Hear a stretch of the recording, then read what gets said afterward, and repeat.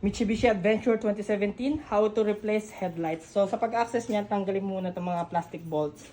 Yung iba, ayan, ito basag na. So mounting, tanggalin natin. Tapos meron yan dito nakatago. So dandan lang dito kasi ang common sakit ng Adventure nababali.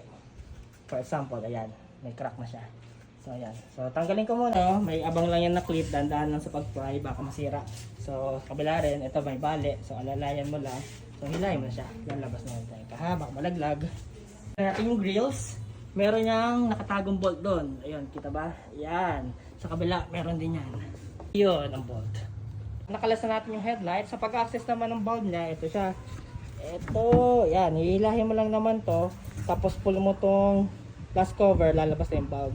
Tanggalin ko muna. Dito, binabaklas.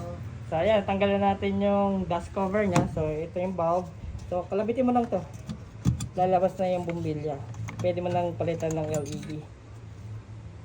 So, our bulbs LED 40,000 lumens ang napili ni Sir para sa kanyang Adventure. So, kapit muna natin. Kapit muna natin yung socket. Ngayon, follow natin yung rubber boot. Ito yung rubber boot niya. Siyempre, pag binaklas mo, linisin mo na rin. So, tinagilid ko siya to give way dun sa balas ng LED. So, kapit ko yung LED. So, ito na yung output.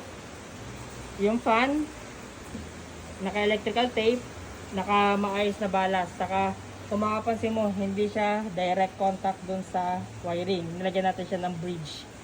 Umiinit ang balas, pero not enough na tunawin niya yung cable tie. Yan.